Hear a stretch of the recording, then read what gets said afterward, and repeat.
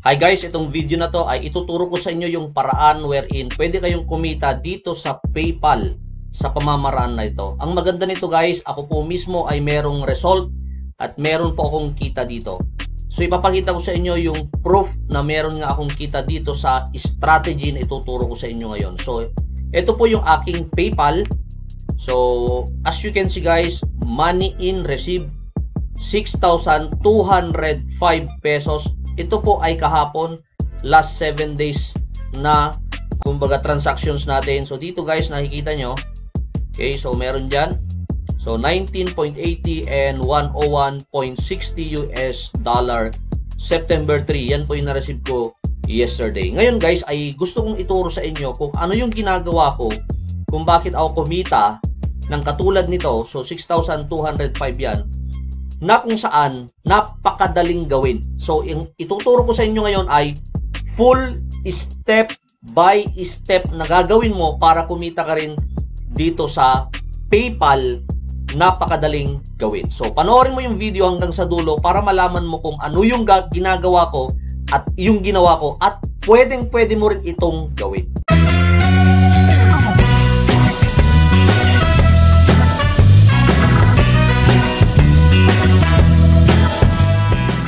Hi guys! Welcome back dito sa aking YouTube channel. Kung bago ka lang dito sa aking YouTube channel, my name is Mark from Pinoy Influencer. Ang channel ko po ay nagtuturo ng mga kaparaanan kung paano kayo kumita ng pera sa online, tutorials, motivation, trading, and investment. Kung gusto mo yung mga ganong klase ng mga content, guys, consider subscribing by hitting the subscribe button at i-on mo na rin yung notification bell. I will notify and update you kapag may bagong upload na video. At ma-appreciate ko rin ng marami kung hit nyo na po yung like, i-share nyo to sa lahat ng kilala nyo na gusto rin kumita ng pera sa online. Okay guys, before tayo mag-start ay gusto ko muna kayong imbitahin na mag-join dito po sa Pinoy Crypto Community. Guys, ito pong community na to ay ito po yung aking group na kung saan nakafocus po yan sa NFT, sa play to earn, sa lahat ng mga about crypto. Guys, pwede kayong mag-join dito. It's 100% free para mag-join dito. Dalawa yung pwede pong mag-join dito guys. So, pwede po kayong, kung kayo ay may mga concern, pwede kayong mag-join dito para masagot yung concern nyo. At kung kayo naman ay alam nyo naman yung sagot sa mga kasama natin na nasa crypto world at sa kahit sa NFT, sa non-fungible tokens, sa mga play to earn, guys, sagutin nyo rin yung kanilang comment. So, etong community na to ay pagtutulungan natin para lumaki at para healthy yung community. Tanggalin, i-report nyo yung mga nagpo-post ng kung ano-ano para tanggalin natin yung kanilang post. So, mas maganda dito, halimbawa, papaano mo ba mag-sign up, kung papaano mag-create ng account sa ganito. Guys, itong community na ay makakatulong talaga. Okay, so mag-join kayo dyan. Ilalagay ko yung group nitong Pinoy Crypto Community para pwede kayo mag-join. Any platform guys, pwede natin pag-usapan dito pagdating sa crypto. Okay, so para hindi na naman tayo ma-block sa iba. So magiging healthy na community to. Plus, guys, nandyan po yung aking mga social media. Nandyan yung aking Twitter, lalagay ko sa description. Yung aking TikTok, yung aking Instagram, okay, at saka yung Facebook page ko. Guys, follow nyo naman yung mga yan para dumami at makatulong din ako makapagbigay ng mga kaparaan kung paano kayo kumita ng pera sa lahat ng mga social media account ko. Okay, so tara mag-start tayo guys. Okay guys, so saan ba ako kumikita ng 12% ng aking kapital dito sa strategy na tinuro ko? Guys, ang pangalan po ng website, walang iba guys kundi yung hiribi.com. Okay, so marami na akong review nito for the past previous months. Pero, ang maganda nito guys, hanggang ngayon is still paying pong website na to. Ano ba yung kumbaga konsepto nito? Ganito lang yun guys. Bibili kayo ng pwede pong Bitcoin or pwedeng Litecoin. Pero I recommend right now na gamitin nyo po yung Litecoin kasi 9 pesos lang po yung fee para i-transfer po sa ibang mga wallet. Okay, so dito kasi sa Bitcoin naglalaro na siya ng 500 to 1,000 pesos. So napakalaki yung fee. So ngayon ay gagamitin natin yung Litecoin na ita-transfer dito. Ito po yung konsepto guys, papakita ko sa inyo. Bibili ka ng Litecoin for yung presyo niya is mas malaki. So 239.5 bibilhin ni Hiribi yan. Okay, so ibig sabihin merong extra na 27.55. So, kung i-convert mo yan, 15% yan. 13 or 12% hanggang 25%. Okay, depende yan sa rate. Okay, so ganito yon. Step 1 na gagawin mo, mag-sign up ka muna. Okay, so nandyan yung link pala sa description para maka-sign up kayo kay Hiribi. Fastest way yan. Click nyo yan. Step 1, itong gagawin nyo, check your exchange rate. Really fantastic. And then step 2, earn USD or any crypto. And transfer lang natin sa ating PayPal. So, kailangan natin ng PayPal. Okay, and then hintayin mo lang yung confirmation. Maghihintay ka lang ng 3 to 5 hours, nandiyan na yung pera mo. Okay, so ganito yung kailangan nyo guys. Ano ba yung kailangan natin? Una, kailangan nyo po ng Hiribi. Yung link ay nandiyan sa description. Kailangan nyo po ng kailangan nyo rin po ng Binance. At kailangan nyo po ng PayPal. So, tatlo po yung kailangan natin dito. Okay, so para mabilis, kailangan po natin ng PayPal, kailangan natin mag-sign up sa Hiribi, at kailangan po natin ng Binance. Sa lahat yan, dapat meron ka. Okay, so dapat. Ngayon, kung wala ka pang account sa Binance, meron akong video tutorial. Kumpleto na po yan. Lalagay ko yan sa video description. Or hanapin mo lang Binance Tutorial by Pinoy Influencer. Kahit sa PayPal, kung wala ka pang PayPal, meron din akong tutorial kung paano kayo mag-create ng PayPal account nyo. Kung wala pa. Pero hindi pwede pala dito yung bago ang PayPal. Mamaya malalaman nyo yan. At kailangan nyo po ng Hiribi. Yun nga, yung Hiribi ay click nyo yung link at mag-sign up lang po kayo. Alright? So, ganun lang kadali. Kapag naka-sign up na po kayo kay Hiribi, ito na po yung next na gagawin nyo. Okay? So, balik tayo dito sa aking account. So, dito na yung aking account sa Hiribi. Dito sa taas guys, makikita nyo, exchange your coins. So, ipapalit natin yung ating coins. At 12% sa market price niya. So, diba, yung market price ngayon ng Litecoin is 180 plus, ganon. Sa kanila, bibili nila ng mas malaki. Okay, so, bibili nila. So, ito po yung mga transactions ko pala para makita nyo. So, guys, ito yung mga transactions natin. Kahapon, meron 112. Pero medyo matagal akong hindi convert kasi medyo busy ako, hindi ko na-focusan. So, ngayon, after 9 months yata, okay, hindi ako nakagawa nito. So, gumawa ulit ako ng review at until today, they are paying. Yun naman ang maganda rito. Hanggang ngayon. Pero, ang maganda nito, guys, makikita nyo yung mga kasama natin na nakapanood nito at gumagawa. Makikita nyo, guys, yung kanilang transactions dito sa aking ref. So, makikita nyo daily yan. So, September 3, September 1, merong dalawa. Tingnan yung mga ipinapalit nila, $41, $337, $21, 200, mga 10,000 yan. Ito, okay, 15,000, 10,000 mahigit, 15,000. Malalaki yung mga ipinapalit nila. So, hanggang ngayon, nagbabayad yan kasi, okay, at ngayon, nare-receive din nila. Okay, so, ang next step natin na gagawin ay, dito na tayo, exchange your coins. Click natin yung exchange your coins. Pero, pwede na natin i-exchange, di ba? Siyempre, dapat meron kang Litecoin. So, dapat meron kang Binance account. Ganito yung gagawin natin. So, sa Binance account, okay, so, kailangan nyo po muna ng fund dito sa Binance account. Paano mag-fund dito? Pupunta lang tayo dito sa P2P trading. Okay? Meron din akong video tutorial ng step by step kung paano mag P2P. So, anong kailangan sa P2P? Bibili tayo dito ng pwedeng direct na Litecoin or pwede ring USDT muna or yung Tether muna. Pwede yon. Tingnan natin. So, dito guys, pwede tayong bumili ng Tether. So, 50 pesos lang siya. So, ganito yung gagawin natin guys. Okay, dito maghanap lang tayo na tumatanggap ng GCash. Okay, mas maganda yung may tumatanggap ng GCash or pwede rin yung banks. Kasi sa GCash pwede naman natin bayaran yan eh. Diba? Or cash deposit. So, halimbawa, bibili tayo dito ng meron siyang pera na 20,000 to 79,000. So, ang buong available niya is 1,580. So, pwede tayong bumili sa kanya. So, halimbawa, bibili tayo ng USDT. Tether muna yung bibili natin kung walang. So, halimbawa, si Kryptonite, ito yung bibili natin. So, napakadali lang guys. Ilalagay nyo lang dito kung magkano yung babayaran nyo. So, halimbawa, bibili kayo ng 5,000. So, makaka-receive kayo ng 99.88 na Tether. Okay, so ang gagawin nyo lang ay buy USDT kung meron kayong pera. Wala tayong available eh. So makikita nyo yan kung available or nakapost pala yata. Okay, so pwede kayong bumili.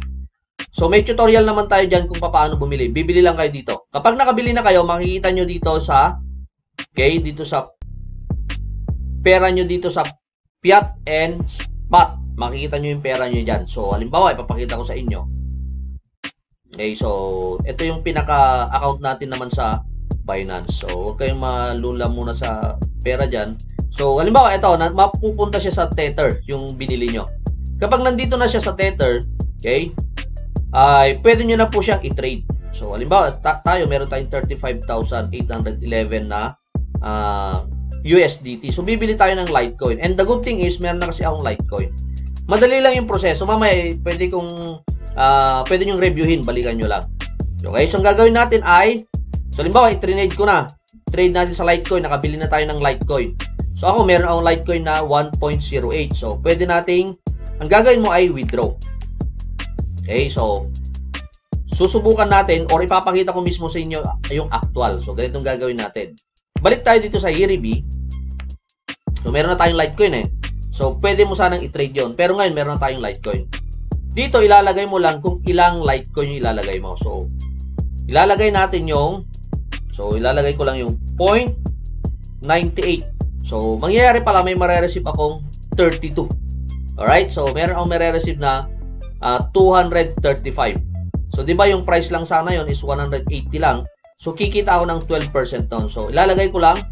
So medyo malaki kasi baka 0.5 na lang. So ito na lang, 0.5. Okay, so maglalagay ako ng 0.5 na Litecoin. Ilalagay ko yung aking email dito. Okay, and then i-sell yung LTC ko. Okay, so sell LTC. At dito, ito yung i-copy ko. So copy ko itong wallet address. Ito yon, wallet address. Click ko lang tong copy na to. Okay, so nakita nyo na copy na. Punta ako dito sa aking Binance. At i-input ko dito yung kanilang wallet. Okay, so nandito na yon. So ang maganda dyan, check ko lang din ulit. I-verify ko kung tama. V6, o tama. So balik tayo dito.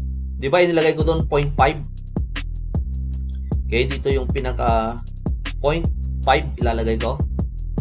Pero lalagyan ko ng 0.1 kasi, okay, so ikon lang natin. Makikita natin yung arrow dito, yan. So 0.5 ilalagay natin. 0.5, yan ang gusto niya eh. So makikita nyo yung fee, kung magkano yung fee. Yan. So yung fee niya ay mas maliit, sobrang liit yung fee dito guys.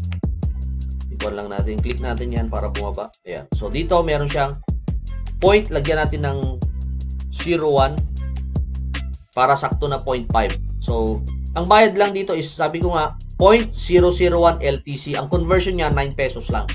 So i-click ko lang to withdraw. Okay? So click ko tong continue. So syempre merong code diyan. So pakita ko sa, kapag okay na guys, i-click mo lang tong submit at hihintayin mo na lang po ng 3 to 5 hours. Pero yan, meron kang makikita na email nila na successful. Ganito yon. Okay guys, ito na po yung mismong email ng Hiribi. Hiribi.com, your order is successfully created. Yan. So maghihintay na lang daw kayo ng 3 confirmations and not more than 24 hours. Tama?